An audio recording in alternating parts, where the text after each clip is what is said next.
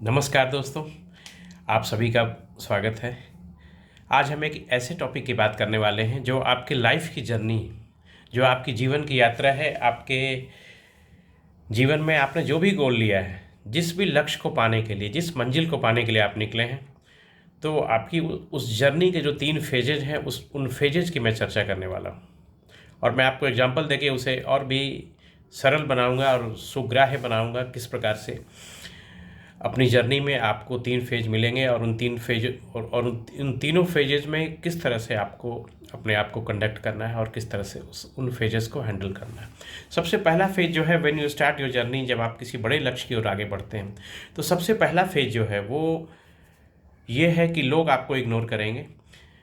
एक कंटेंडर की तरह नहीं मानकर, बस एक ऑल्सो रैन की तरह आप एक चल रहे हैं अपने गोल को। तो उस समय अपने एनर्जी लेवल को, अपने फोकस को, अपने डिटर्मिनेशन को बिल्कुल बिल्कुल हतोत्साहित नहीं हो, और ये सेल्फ बिलीफ को बनाए रखें कि जो गोल मैंने तय किया है, जहाँ तक की यात्रा, जिस जर्नी को मैंने शुरू किया है, जिस पीक तक मुझे पहुंचना है, तो बिल्कुल मैं निसंदेह उस पीक तक पहुंचूंगा। इस प्रकार का विचार, इस प्रकार का मनोभाव, हमेशा पॉजिटिव मनोभाव हमेशा बनाए रखें और उसी तरह के थॉट्स रखें, और नेगेटिविटी को बिल्कुल शौकीन नहीं करें। तो ये फेज है जब लोग आपको इग्नोर करेंगे।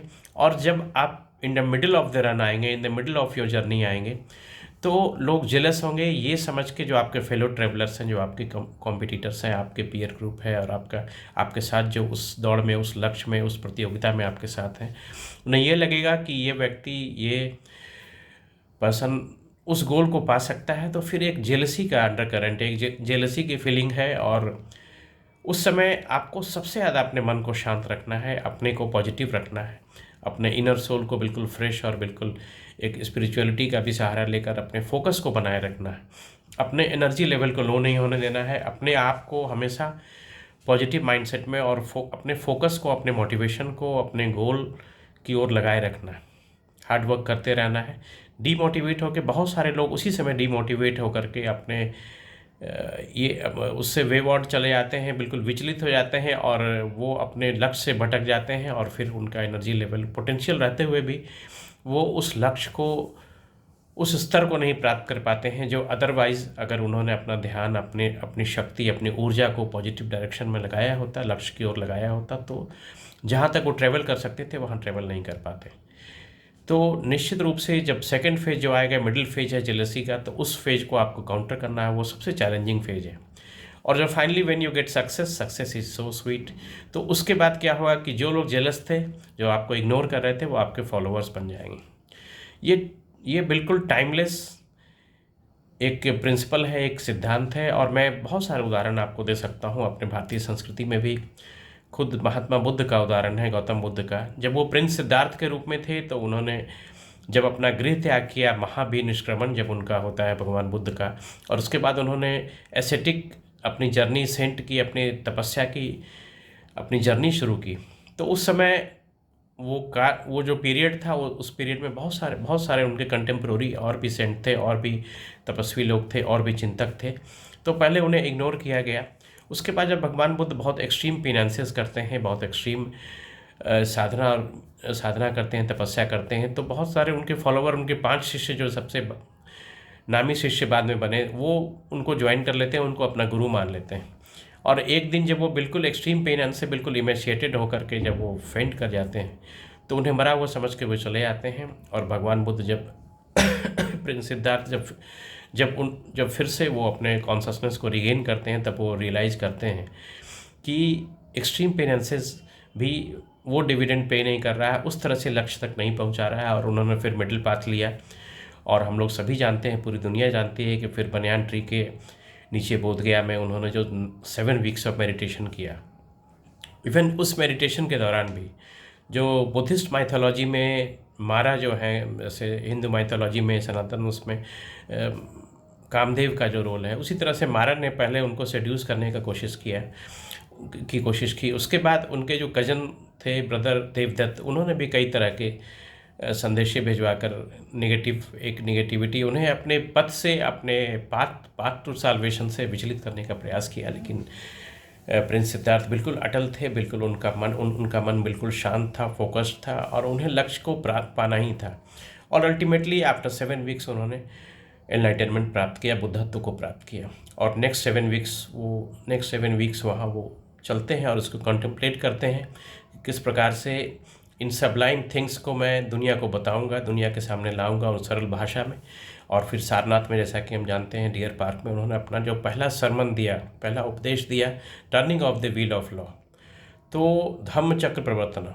तो धर्म चक्र प्रवर्तन में के समय उनके जो 5 शिष्य थे, 5 लोग थे, उनके 5 फेलो ट्रेवलर्स थे जिन्होंने उनको छोड़ दिया था, वो फिर वापस ज्वाइन कर लेते हैं और फिर वापस उनके शिष्य बन जाते हैं। तो that was the phase of success, जब वो फिर शिष्य बन जाते हैं। तो पहले हम लोगों ने इग्नोर करने की बात देखी, फिर जेलसी को देखा, जब डिबेट्स में बहुत सारी चीज़ों में उस समय भगवान बुद्ध और भगवान महावीर भी उनके कंटेम्प्रेरी थे, डिबेट्स चल रहे थे और बहुत हीटेड एक्सचेंजेज होते थे। और उसके बाद फाइनली जेलसी की फेज के बाद जब सक्सेस आया तो फिर उसके बाद सभी लोग जो उनके, इवन देवदत्त भी और उनके सभी लोग उनके फिर फॉलोअर बन जाते हैं, इस बात को स्वीकार कर लेते हैं कि वो प्रिंस सिद्धार्थ भगवान बुद्ध बन चुके हैं और उन्हें एनलाइटनमेंट प्राप्त हुआ है और वो दुनिया के सामने 8 फोल्ड पाथ या 4 नोबल ट्रूथ्स लेके आते हैं। तो ये 3 फेजेज जो है मैंने स्पष्ट करने के लिए आपको बहुत शॉर्ट में भगवान बुद्ध की भी लाइफ से, उनके लाइफ की जर्नी से, prince Siddhartha to lord Buddha, उसमें भी हम लोगों ने देखा कि जो 3 फेजेज हैं वहाँ पर भी चलते हैं। उसी प्रकार से कंटेम्प्रेरी हिस्ट्री में भी आप देखते हैं, इवन महात्मा गांधी का उदाहरण आप देख सकते हैं कि मोहनदास करमचंद गांधी के रूप में 1893 में दादा अब्दुल्ला, जो एक गुजरात के एक मर्चेंट थे साउथ अफ्रीका में, उनके कहने पर वो जाते हैं नटाल, साउथ अफ्रीका जाते हैं और वहाँ वो प्रैक्टिस करते हैं। फिर 1913 में वो इंडिया वापस आते हैं। साउथ अफ्रीका में भी गांधी जी ने बहुत सारे सोशल कॉजेज़ को उठाया, बहुत सारे डिस्क्रिमिनेशंस का विरोध किया, इंडियंस को यूनाइट किया, ब्लैक्स के खिलाफ जो अपार्थाइड रजीम था उसका भी विरोध किया। और जब भारत आते हैं तो फिर गांधी जी 1913 में, तो फिर यहाँ पे उन्होंने एक्सटेंसिव ट्रैवल किया और सारे राजनीतिक धाराओं को और देश की स्थिति को, गरीबी को, सभी चीज़ों को देखा, देश की विविधता को देखा, इसके विस्तार को देखा।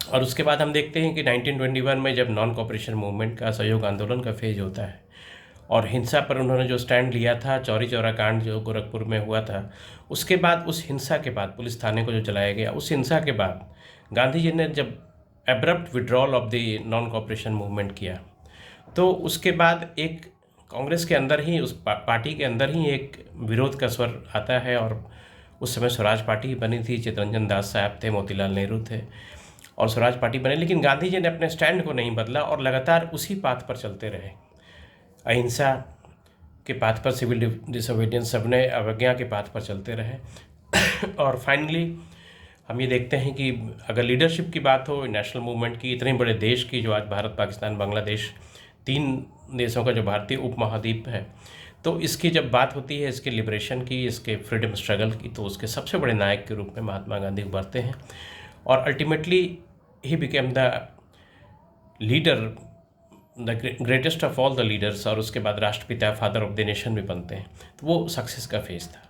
तो मैंने एग्जाम्पल इसलिए दिया कि भगवान बुद्ध के जीवन में भी, prince Siddhartha to lord Buddha और मोहनदास करमचंद गांधी से महात्मा गांधी और राष्ट्रपिता बनने की जर्नी भी जो थी, उसमें भी ये तीनों फेजेस जो थे, पहले इग्नोरेंस का, समाज ने, पहले फेलो ट्रेवलर्स ने इग्नोर किया, उसके बाद जेलस हुए, आपके वेज पर, आपके मेथड्स पर, आपके तौर तरीक़ों पर, आपके तैयारी पर, हर चीज़ पर क्वेश्चन मार्क लगाया जाता है।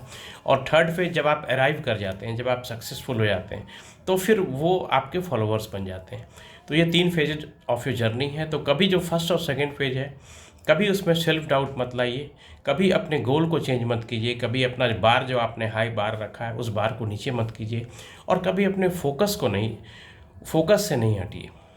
आप हमेशा जितने भी चैलेंजेज आए, अपने फोकस को, अपने कमिटमेंट को, अपने इनर वैल्यूज़ से, अपने वैल्यू सिस्टम से, अपने जीवन मूल्यों से, उसे हमेशा बनाए रखें और हार्डवर्क को, फोकस को, डेडिकेशन को हमेशा बनाए रखें। तो आप अपने पर्सनल लाइफ में, अपने कैरियर गोल में, जो भी आपकी आकांक्षाएं हैं और जिस लक्ष्य तक आप पहुंचना चाहते हैं, निश्चित रूप से आप उस लक्ष्य को पा लेंगे। इग्नोरेंस और जेलसी का फेज जो है, उन फेजेस को आप ओवरकम कर लेंगे तो सक्सेस आएगा। और सक्सेस को भी उतना ही नेचुरल लेना है, उतना ही सहज भाव से लेना है, क्योंकि हमेशा मैं ये कहता हूँ और हमेशा ऐसा कहा जाता है कि सक्सेस भी एक जर्नी है, कोई डेस्टिनेशन नहीं है, वो एक अंतिम पड़ाव नहीं है। तो सक्सेस जैसी कोई चीज़ नहीं है, you always make your self better. Perfection जैसी भी कोई चीज़ नहीं है, आप हमेशा अपने को बेहतर करते हैं और उस बेहतरी का कोई यार्डस्टिक नहीं, उस बेहतरी का कोई मापदंड नहीं है। तो हम लोग इन तीनों फेजेस को आत्मसात करेंगे। जो विद्यार्थी, खास करके जो अपने यंग फ्रेंड्स हैं, जो तैयारी कर रहे हैं प्रतियोगिता परीक्षाओं की, वो निश्चित रूप से इन बातों को ग्रहण करेंगे कि किस प्रकार से हमें पहले इग्नोरेंस का और उसके बाद जेलसी के, ईर्ष्या का, इन दोनों फेजेस को बहुत समरसता से, संभाव से इन्हें डील करना है, दृढ़ता से डील करना है और किसी प्रकार से विचलित नहीं होना है, बल्कि अपने मार्ग पर लगातार चलते रहना है। और एक दिन ऐसा आएगा जब आप अपने पीक ऑफ योर जो आपका गोल है वहाँ तक पहुँच जाएंगे और फिर वही लोग जो आपसे जेलस थे, जो आपको बिलिटिल कर रहे थे, जो आपके प्रति नेगेटिविटी या फिर आपके प्रति अच्छे भाव नहीं रख रहे थे, आपके सक्सेस पर, आपकी जर्नी पर क्वेश्चन मार्क लगा रहे थे, वो सारे आपके फॉलोअर बन जाएंगे। They will accept you as a champion. तो हमेशा ये बात ध्यान में रखनी है कि ये 3 फेजेस जो है हम सभी को मिलने हैं। और जो थर्ड फेज सक्सेस है, सक्सेस को बहुत ही पोलाइटली लेना है, बहुत डाउन टू अर्थ होकर लेना है। वो एक अपने को बेटर करने का तरीका है। और जैसा मैंने पहले भी कहा कि सक्सेस एक जर्नी है, तो उस जर्नी को हमेशा जारी रखना है। आप अपने को केवल बेटर करना है। With every passing day you make your self better. इसमें यह नहीं कि आपने एक पड़ाव को पार किया तो फिर वो अल्टीमेट है। Nothing is ultimate in this life, you always better your self. तो अपना बेस्ट वर्जन बनने के लिए आपको हमेशा अपने आप को अपग्रेड करना है, अपने को अपडेट करना है। और इन 3 फेजेस से गुजरते हुए आप ये देखेंगे कि आपके व्यक्तिगत जीवन में भी इस तरह 3 फेजेज आएंगे। और कभी अपने एनर्जी लेवल को, अपने फोकस को कम नहीं करें और इन तीनों फेजेस को बहुत सहजता से, बहुत सिंप्लिसिटी से, अपने फोकस को बनाए रखते हुए और बेसिक्स पर हमेशा वर्क करते हुए, अपने बेसिक्स को, जो भी आपका एक स्टूडेंट के रूप में, एक स्पोर्ट्स पर्सन के रूप में, एक यंग प्रोफेशनल के रूप में, एक यंग एंटरप्रेन्योर के रूप में, किसी भी रूप में आप अपने बेसिक्स जो है, अपने वैल्यूज़ जो आपके हैं उसको बनाए रखते हुए और जो अपने हार्डवर्क को और जो बेसिक्स को हमेशा मजबूत करते रहने की बात है। तो बहुत सिंपली आप अगर अपने बेसिक्स को मजबूत करते चलेंगे तो इन दोनों फेजेस, इग्नोरेंस और जेलसी को पार करते हुए निश्चित रूप से आप सक्सेसफुल होंगे। और उसके बाद अपने सक्सेस को, अपने को ही बेटर करना है और बहुत हम्बल रहना है, बहुत डाउन टू अर्थ रहना है। और निश्चित रूप से आप उस लक्ष्य को पाएंगे, उस लेवल तक जाएंगे जहाँ तक आप जाना चाहते हैं और एक उदाहरण बनेंगे समाज में, एक अच्छे इंसान के, एक सफल इंसान के और एक इस तरह के पथ प्रदर्शक आप बनेंगे कि लोग एक उदाहरण देंगे और आपसे इंस्पायर होंगे। तो आशा है सभी जो अपने यंग फ्रेंड्स हैं इन बातों को ग्रहण करेंगे और मुझे कमेंट बॉक्स में बताएंगे किस तरह से आप अनुभव करते हैं और आपका क्या एक्सपीरियंस इस मामले में रहा है। Thank you so much for watching this video. Thank you.